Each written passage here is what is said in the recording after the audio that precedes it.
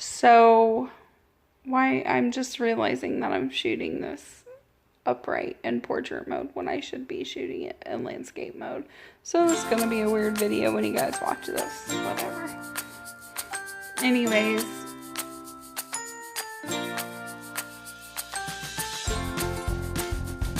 Hey guys. Well, I'm a hot mess express. Don't mind me. But, I'm working on this paperwork. I just opened my patient portal and saw that I have my IVF docs. 7 pages. I'm about to do this thing. And then we'll do this again on Jason's account. So as I'm sitting here kind of scrolling through this, I thought, this might be something good to put on the vlog.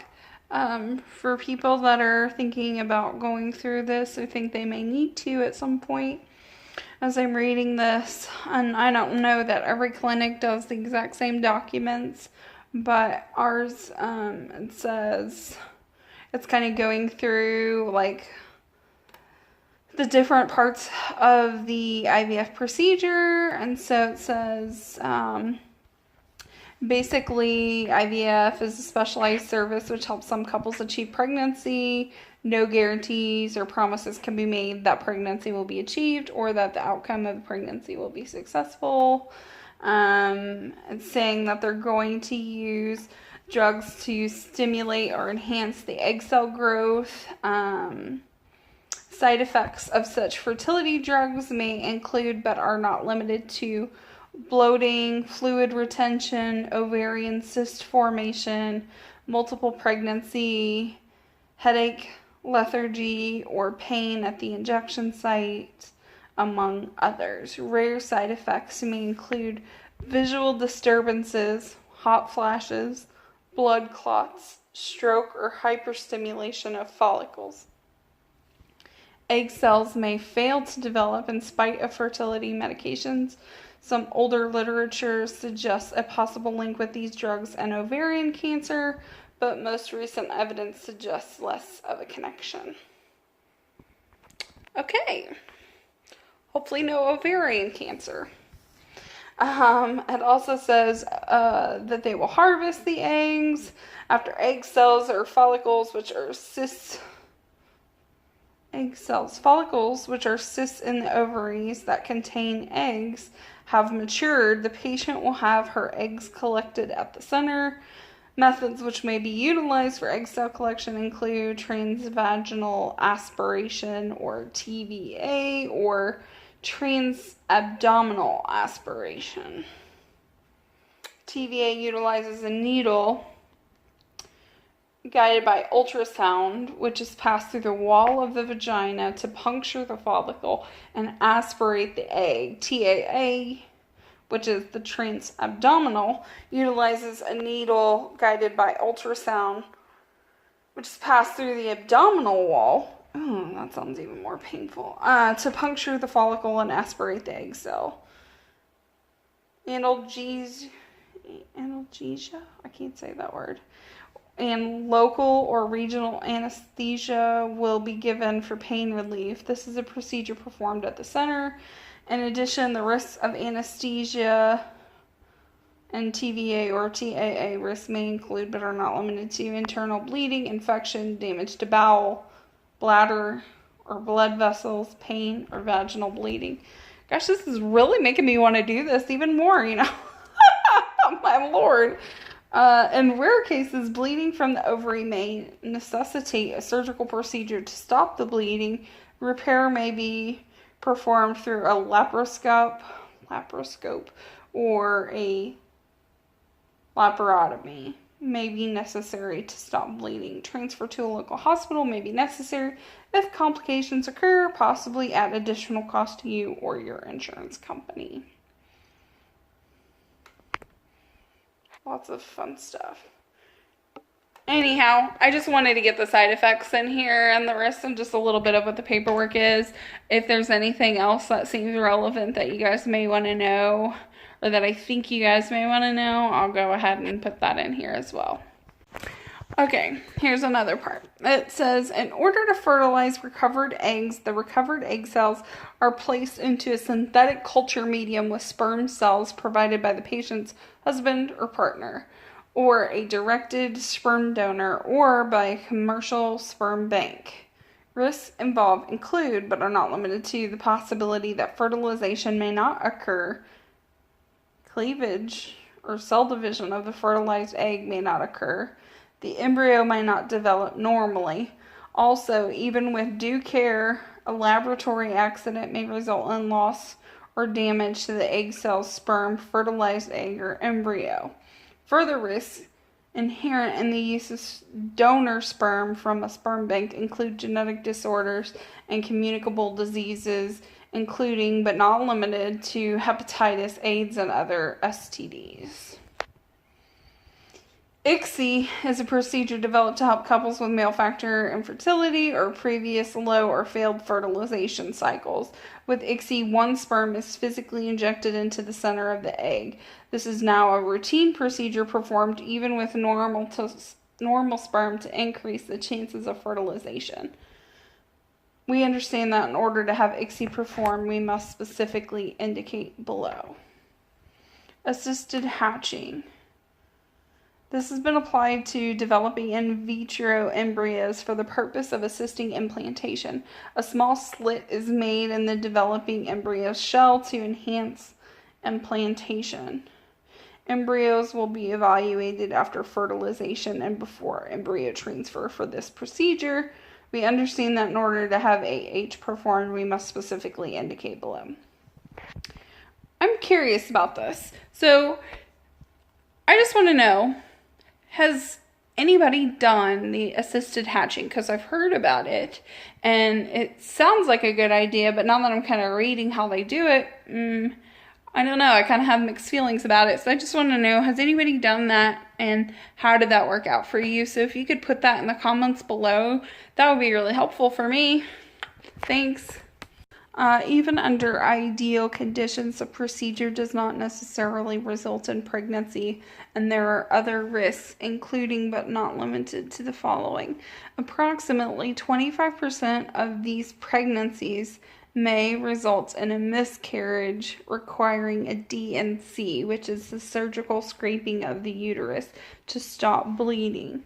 There's also the possibility of an ectopic pregnancy, which is pregnancy occurring outside the uterus, which would necessitate surgery. If a pregnancy is established, complications of pregnancy may occur. If several fertilized eggs are placed into the uterus, the possibility of multiple gestation and multiple birth is increased, resulting in increased risk of fetal wastage and premature birth. Risks to the fetus. The procedure may involve unknown or unforeseen risks to the fetus, although current experience and studies suggest frequency of fetal malformations following the procedure is not greater than the malformation frequency in other pregnancies. Available information is currently too limited to discount the possibility of risk to the fetus related to these procedures. If excess embryos are available, they may be cryopreserved for future use. Life has been crazy lately. The house is on the market. We had the open house. 12 people turned out for the open house on a Saturday. 2 of which were neighbors and just wanted to come by and see it. So that really takes it down to 10. That was almost a week ago now because it's Friday today. On Monday, we had a showing. On Wednesday, we had a showing. Thursday, we had a showing. Today, we had a showing. So we've had a decent amount of activity come through for the house. However, no offers yet. Just frustrating. I'm impatient, to say the least. So we're talking about maybe lowering the price a little bit while we want to get as much as we can out of the house.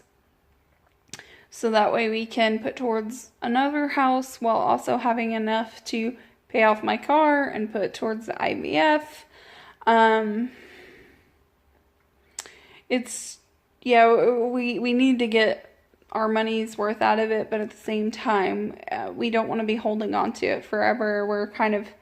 We're just ready at this point. Like, we are ready and we want to move forward with IVF. And we don't really feel like we can do that until we, at the very least, have an offer on the house and that it goes through. At least the first initial part of like the inspection or appraisal. This is my first time like selling a house or being a part of that process, and sorry, I'm tired. And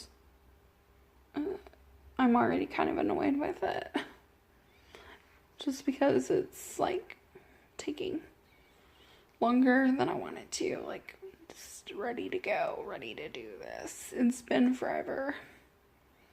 And so anyhow, the realtor that we ended up going with is less expensive, and that's great. But you know, there are some things in life that you just really, you get what you pay for. And while she's nice and she's, you know, not difficult to work with or whatever, I just find myself being frustrated that there's not more communication, more follow-up. Honestly, just, I know this is gonna sound so cocky, but I'm just like, we could probably just do this ourselves, like, at this point. Like, what's the difference between having a realtor and just selling it by owner or whatever? But anyhow, it's still very early in the process, and I know this sort of thing can take a while. You know, like, time is such a valuable commodity when you're going through infertility. Like, that biological clock thing is very real, and when you're in the state of infertility, when you've got a diagnosis and you're gonna have to go through IVF, like, that clock only ticks louder. It's like the screeching alarm clock, the old school alarm clocks. They'll go or whatever. I can't even do it, but yeah, sorry. I'm crazy lately. Like, just FYI, life is crazy. I'm crazy. We're all crazy, but whatever. We're making it. Life is good for the most part, as much as it can be, with being in this kind of perpetual state of limbo, of just waiting. But we're doing okay. We're handling it well. I think both Jason and I are having a little bit of anxiety about, like, why aren't we getting offers? We should be getting offers. Do we need to lower the price? Do we just need to wait a little while? Like, you know, just kind of trying to figure our way through this process. And it's just one day at a time, right? It's all you can do. So anyways, that's the extent of this video. I'm going to keep it short. I really just kind of wanted to show y'all what we've been up to and stuff lately. I hope everybody has a great day and a great week, and happy Easter. I'll talk to y'all later.